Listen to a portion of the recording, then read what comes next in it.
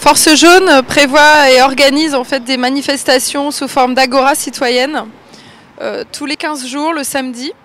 Donc on manifeste dans des lieux divers. Là aujourd'hui on est à côté de l'Assemblée nationale.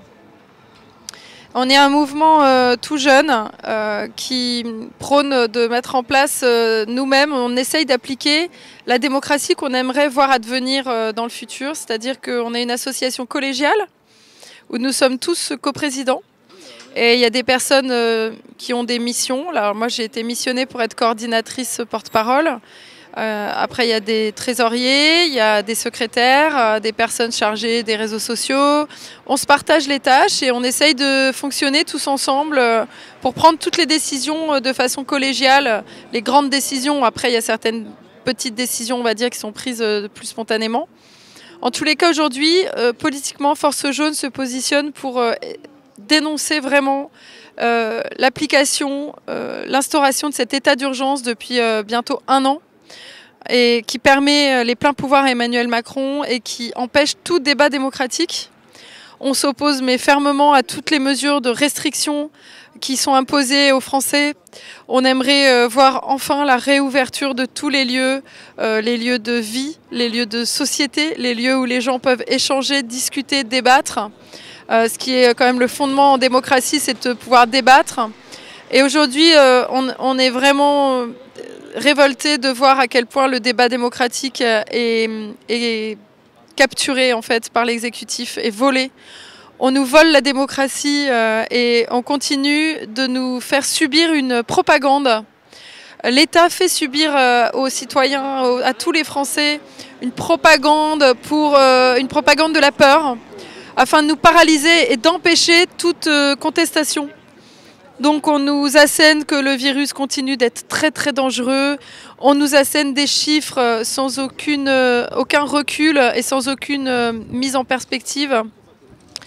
Par exemple, nous contestons que les urgences sont saturées, nous contestons que les services de réanimation sont saturés.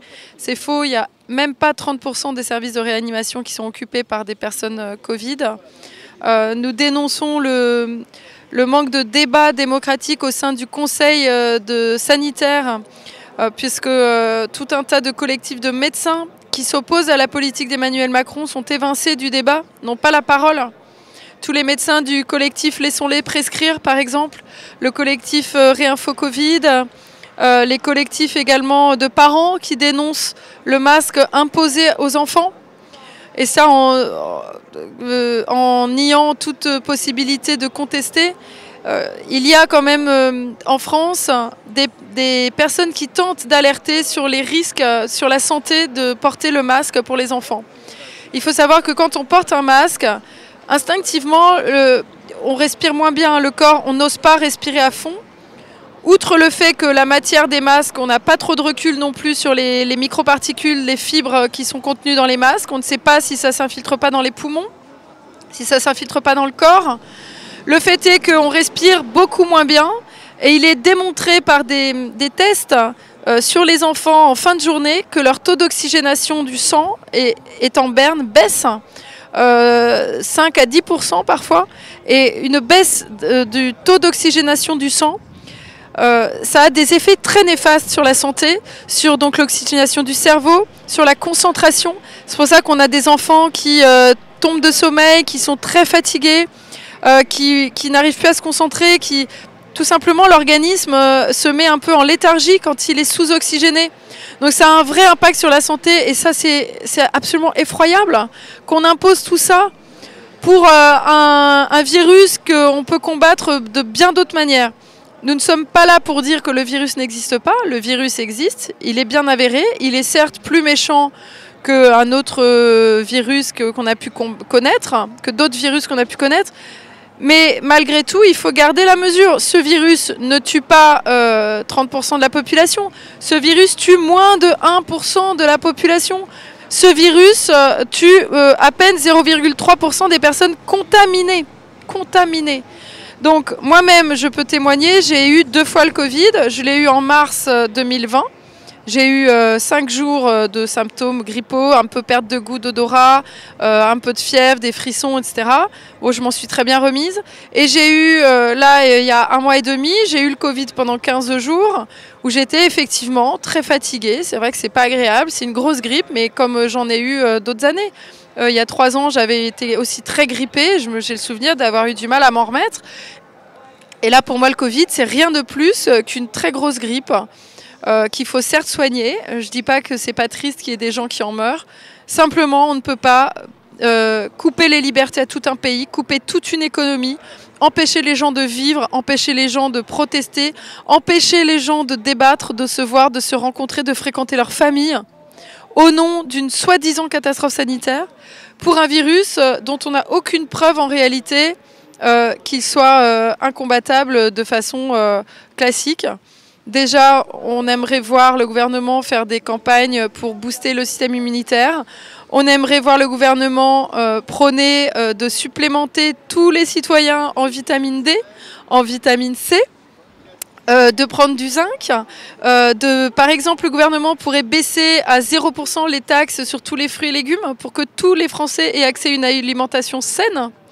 On pourrait voir des aides pour bien se nourrir, pour faire du sport aussi, parce qu'on sait que là, qu'est-ce qui se passe depuis plus d'1 an? On est confinés, on nous empêche de faire du sport. Or, il n'y a rien de pire pour l'organisme que d'être enfermé sans activité physique. On déprime, c'est mauvais pour le moral et pour la santé. Donc tout est fait en réalité par ce gouvernement pour que nos défenses immunitaires naturelles soient empêchées de travailler et pour qu'on nous assène des médicaments, des vaccins, qui n'ont pas pour nous de justification et surtout sur lesquels il n'y a aucun recul scientifique. Nous considérons que les gros laboratoires qui sont en lice pour diffuser les vaccins avec l'aide donc du gouvernement sont tous plus ou moins en lien avec les membres actifs du Conseil sanitaire de Macron. Il y a des liens étroits de corruption entre les personnes qui bosse avec Emmanuel Macron au sein du Conseil scientifique sanitaire. Et c'est pas normal, c'est pas démocratique. Il n'y a pas de débat démocratique, il n'y a pas de contrôle citoyen, que ces personnes-là ne sont pas en train de prendre illégalement des intérêts financiers pour obliger la population à se vacciner, avec toujours cette peur du vaccin, cette peur, pardon, du virus, qui est pour nous complètement démesurée et injustifiée. Donc là, ce qui se passe en France, c'est très très grave. On aimerait vraiment que tous les citoyens en prennent la conscience, en prennent la mesure. Et en tous les cas, nous, on organise tous les 15 jours et tous les samedis aussi d'autres actions. Des actions avec force jaune, des actions strictement pacifiques. Nous refusons de rentrer dans ce jeu idiot des provocations avec la police, de la casse. Ça ne sert strictement à rien. On considère qu'on doit unir tous les citoyens dans une révolution pacifique pour effectivement renverser ce pouvoir, mais pacifiquement, démocratiquement, en étant dans la rue, tous ensemble, unis, avec voilà, un discours raisonnable et en donnant surtout la parole aux médecins qui dénoncent ce qui se passe aujourd'hui au sein du gouvernement, qui dénoncent les restrictions de liberté, qui dénoncent le vaccin, le passeport vaccinal évidemment. On est contre ce passeport vaccinal. C'est juste un scandale qu'on nous oblige, qu'on doive évidemment obliger les gens à se vacciner pour avoir accès à la liberté et pouvoir tout simplement être libre de ses mouvements et pouvoir prendre l'avion, aller au restaurant, aller au cinéma. Vraiment, il faut qu'on se libère. On crie liberté. Liberté, liberté, liberté. Et je vous invite tous à rejoindre les pages Force Jaune. On est invisibilisés sur les réseaux sociaux. Donc rejoignez-nous, aidez-nous à diffuser, partagez notre page, notre groupe, aidez-nous à contrer la censure parce que ce ne sont pas les médias mainstream qui nous donneront la parole, soyez-en sûrs. On a envoyé des communiqués de presse aux grands médias, personne ne nous donne la parole. Donc voilà, ça c'est la réalité aussi du système dans lequel on est aujourd'hui, un manque d'indépendance et de liberté dans les médias et la presse. Voilà, merci beaucoup.